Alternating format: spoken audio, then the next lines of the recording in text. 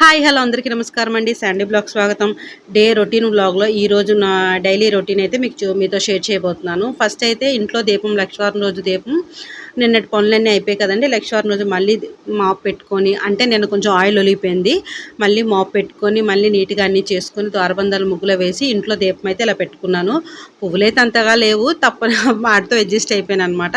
నిన్న మీకు చెప్పాను కదా, పుణ్యశ్రీగా చరిగిపోతే ఇలాగే పసుపు కుంకుమ పెడతానని చెప్పేసి. ఇంకా దీపం అయిపోయిన తర్వాత ఈరోజు పిల్లలకి లంచ్ బాక్స్ ఏం మెనూ పెట్టాను అనేది చెప్తానమాట. ఫస్ట్ అయితే ఈరోజు పిల్లలకి మామిడికాయ పప్పు పెట్టాను, అలాగే దుంపలు ఫ్రై చేశానమాట, పొటాటో ఫ్రై. ఇంకా ఇలా చిన్న చిన్న ముక్కలుగా ఉల్లిపాయలు లేకుండా అయితేనే మా పిల్లలు చాలా ఇష్టంగా తింటారండి. ఉల్లిపాయలు ఉంటే కొంచెం అంతగా రోస్ట్ అవ్వని చెప్పేసి ఉల్లిపాయలు లేకుండానే తాలింపు పెట్టమంటారు. అది కూడా ఏంటంటే ఇంట్లో అయితే కనుక అన్నమే దుంపలతో అలా పొటాటో ఫ్రై కలుపుకొని తినేస్తారు, పప్పు అదేం అవసరం లేదు. స్కూల్లో మరి అంత కంఫర్ట్గా ఉండదు కాబట్టి వాడికైతే పప్పు కలిపేసి ఎండుమిరపకాయలు అలాగే కరివేపాకు తెల్లుల్లిపాయలు అన్నీ ఏరేసి అయితే పెడతాను, అంటే ఎంచేస్తాను అనమాట. అంటే వాడు తినేటప్పుడు ఏది ఉండకూడదు అని చెప్పేసి. పాపకు మాత్రం సపరేట్గా కడతాను కాబట్టి అది స్కూల్లో కలుపుకుంటూ తినేస్తుంది. ఇంకా ఈ రోజుకి వీళ్ళకి టిఫిన్ కూడా ఏం పెట్టలేదండి, ఎందుకంటే పప్పు దుంపల కూర ఉంటే కనుక మా పిల్లలకి ఇంక టిఫిన్ కానీ ఏం అవసరం లేదు. వేడివేడిగా అన్నం ఉంది కాబట్టి పప్పును దుంపల ఫ్రై అయితే చేసేసాను. వాళ్ళ క్యారేజ్ కట్టేసి రెడీగా ఉంచాను. ఈలోపు వాళ్ళ పనులన్నీ అయిపోయిన తర్వాత బ్రేక్ ఏంటంటే మా వాళ్ళకి జిమ్జామ్ బిస్కెట్స్ ఎక్కువ ప్రిపేర్ చేస్తాను. లేస్ కానీ అలాంటి కురుకురేలు కాకుండా ఎక్కువ బిస్కెట్లు పెడతాను. అవి జిమ్జామ్ కానీ మళ్ళీ ఏంటంటే బోర్బన్ కానీ అటువంటివి తింటారనమాట. మ్యారీ తక్కువ, గుడ్డే మళ్ళీ తింటారు. ఇంకా ఈ రోజుకైతే ఇవే పెట్టాను. పాపకైతే కనుక ఫ్రూట్స్ ఏమైనా పెడితే తింటుంది. మా వాడికి మాత్రం ఏ ఫ్రూట్స్ పెట్టినా తిరిగి వచ్చేసి ఒక మ్యాంగో తప్ప. మ్యాంగో టైం అప్పుడు అటు స్కూలే సరిగ్గా ఉండదు. ఇంకా వాళ్ళ లంచ్ అయితే అయిపోయింది, వాళ్ళు తినేసి అన్ని పనులు అయిపోయి వాళ్ళైతే వెళ్ళిపోయారు అనమాట. ఇంకా ఈరోజు మాకు టిఫిన్ అయితే నిన్నటి రుబ్బిన ఇడ్లీ రుబ్బు ఉంది కదా, దాంతో మా టిఫిన్ అయితే సరిపోద్ది ఏంటంటే చాలా రోజులకు వస్తుంది అనమాట. దగ్గర దగ్గర ఒక 2 days మన టిఫిన్ అవసరమే లేదు. ఇంకా మార్నింగ్ టిఫిన్ అయితే ఫస్ట్ ఒక రౌండ్ పెట్టేశాను, మళ్ళీ మాకు అత్తగారికి మాయగారికి ఫస్ట్ ఇచ్చాను అనమాట. మళ్ళీ మాకు పెడదామని చెప్పేసి ప్రిపేర్ చేస్తున్నాను. అంటే మనం ఎన్నిసార్లు ఇడ్లీ పెట్టుకున్నా అలా కింద నుంచి మీద వరకు కలుపుకుంటూ ఇడ్లీ పెడితేనే మంచిదంటండి, లేదంటే ఇడ్లీకి నూక అనేది కలవదని అంటారు. అందుకని ఈ తిప్పడం కూడా చాలా బాగా అనిపిస్తుంది అనమాట, ముద్ద తింటా.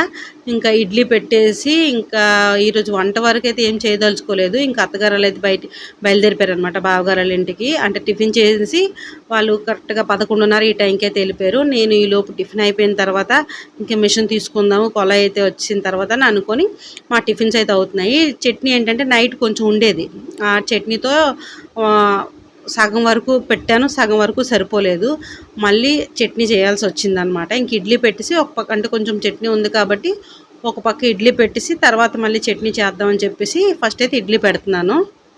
ఇంకా ఇడ్లీ కూడా పెట్టేసి చెప్పాను కదా చట్నీ తాలింపు పెడదామని. రోజు రెసిపీస్ ఏదో ఒకటి కొత్తగా ట్రై చేయడానికి కూడా వర్షం వల్ల ఇంట్లో పనులు తెమలట్లేదండి. ఎందుకంటే బట్టలు లోపల పెట్టడం బయట పెట్టడం, లోపల పెట్టడం బయట పెట్టి ఇదే పని అయిపోతుంది అనమాట. అందుకని చెప్పేసి రెసిపీస్ ఏవి కొత్తగా ట్రై చేయడానికి కూడా అవ్వట్లేదు. పిల్లలకి ఏవో బయట నుంచి ప్రస్తుతానికి ఒక బ్రెడ్ ఏదో తీసుకొచ్చి వాళ్ళకి ఏదో ఒకటి చేసి ఇచ్చేస్తున్నాను. అందుకని పెద్దగా నాకు రెసిపీస్ అది చేయడానికి కూడా ఈ వర్షం వల్ల చిరాకు వస్తుంది అనమాట. తోమడం తినడం ఇదే స్టోరీ అయిపోతుంది. ఇంకా ఇంట్లో అంటే స్టవ్ అది ఏంటంటే పప్పు అది పెట్టినా మళ్ళీ ఉదయం క్లీన్ చేసినా మళ్ళీ క్లీన్ చేశాను. ఎందుకంటే మొత్తం పప్పు కుక్కర్లో పప్పు అంతా పొంగిపోద్ది, అందుకని మళ్ళీ క్లీన్ చేస్తాను. ఇంకా వంట అంతా అత్తగారు ఎలాగో భోజనంకి అత్తగారు మాయగారు బావగారు ఇంటికి వెళ్ళిపోయారు కాబట్టి అందరికీ కలిపి వండేసాను, మాకు పిల్లలకి కలిపి. కాబట్టి నాకు మధ్యాహ్నం వంట పని అయితే ఏమీ లేదు, అందుకే ఖాళీగా ఉన్నాను. మరి అలా స్టవ్ అది నీట్గా కడిగేసాను అనమాట. ఇంకొకళ్ళు టిఫిన్ అది ఇచ్చేసి ఇవి కూడా క్లీన్ చేసుకుంటే పని అయిపోతుంది అని చెప్పేసి అనుకుంటున్నాను. ఈలోపు ఏంటంటే మా అన్నయ్య వాళ్ళ వదిన ఇక్కడ ఉండడం వల్ల నాకు ఈ సామాన్లు తోముకునే పని కానీ కొంచెం హెల్ప్ చేస్తుంది. దానివల్ల నాకు టైం అనేది సేవ్ అవుతుంది అనమాట. అంటే ఇంతకాలం అయిపోయింది సరే, ఇక మీద నేను మిషన్ తీద్దాం కంటిన్యూగా, శ్రావణ మాసం వస్తుంది కదా, ఎవరో ఒకరు మళ్ళీ మనకి పిలిచినప్పటికీ మనకి అందుబాటులో ఉండాలి కదా. నా పాత కస్టమర్లు ఎవరైతే ఇచ్చారో వాళ్ళు ఇవన్నీ క్లియర్ చేసేద్దామని చెప్పేసి ఇంకా టిఫిన్స్ అయిపోయిన తర్వాత గిన్నెలన్నీ క్లీన్ చేసి ఇంక వంట పని లేదు కాబట్టి శుభ్రంగా వంటగది అంతా క్లీన్ చేసి 2 బ్లౌజులు అయితే కట్ చేసానండి. బ్లౌజులు కట్ చేసి కుట్టేద్దాం అనుకునే లోపు, అంటే ఆవిడ నాకు మొత్తం 5 6 ఇచ్చారు, కాకపోతే ప్రస్తుతానికి 2 కట్ చేశాను. అంటే ఎక్కువ కట్ చేసి ఉంచుకోను, అంటే కొంతమంది సాగిపోతాయి అంటారు, కొంతమంది అలా అని ఎందుకు ప్రాబ్లం, ఈరోజు నేను ఎన్ని అయితే కుట్టగలను అన్నీ అని చెప్పి కట్ చేస్తాను. ఈలోపు కట్ చేసి బట్టలన్నీ మడత పెట్టుకొని అన్నీ చేసేసరికి 2 అయిపోయిందనమాట. ఇంకా ఆలోపు అతను ఫోన్ చేసి, నేను పప్పు దుంపల కూర తిన్ను, నాకు ఎగ్ బుజ్జి చెయ్యు, కొంచెం స్పెషల్‌గా చెయ్యు అన్నారు. ఎగ్ బుజ్జీలో ఏం స్పెషల్ ఉంటది అంటే, ఒకసారి చేసావు కదా అలా చెయ్యనన్నారు. అదేమీ లేదండి. ఎగ్ బుజ్జి ఏంటంటే మనం టమాటా వేసి చేస్తే చాలా బావుంటదనమాట. అంటే ఎప్పుడు కాకుండా దాబా స్టైల్‌లో టమాటా వేసి చేస్తే చాలా బావుంటది. నేనెలా చేశానంటే, ఫస్ట్ చిన్న చిన్న ఉల్లిపాయ ముక్కలు, అంటే అవంతా సరేలే ఏముంటది కొత్తగా అని చెప్పేసి నేను వీడియో అయితే తీయలేదు. కానీ సరే, తెలియని వాళ్ళ కోసమైతే బావుంటది కదా, తెలుసుకుంటారు కదా అనైతే చేస్తున్నాను. పెద్ద ప్రాసెస్ ఏం కాదండి.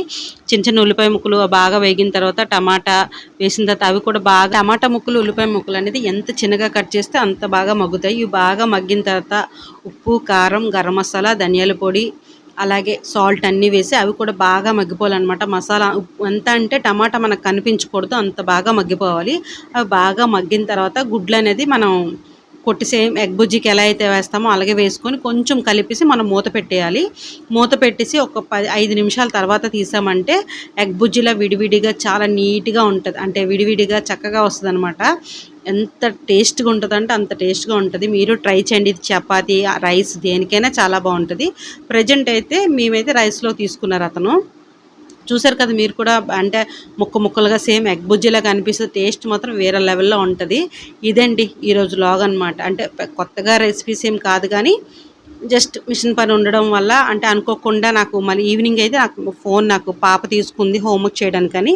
అందుకే ఈవినింగ్ వ్లాగ్ ఏది మీకు షూట్ చేయలేకపోయాను. ఇదండి. అంటే షేర్ చేయలేకపోయాననమాట. మరి తను హోంవర్క్ చేసుకుంటుంది కదా, ఇంకెందుకని చెప్పేసి నేను వదిలేసాను. ఇంక మా టిఫిన్‌కి కూడా పెద్దగా పనేం లేదు. నైట్ ఇంకా ఇడ్లీ రుబ్బుందంటే ఉదయం చేసిన చట్నీతో ఆటితో ఆల్మోస్ట్ అయిపోతది. ఇంకా ఇదండి నా డే రొటీన్ అనమాట. నా డే అయితే ఇలా గడిచింది.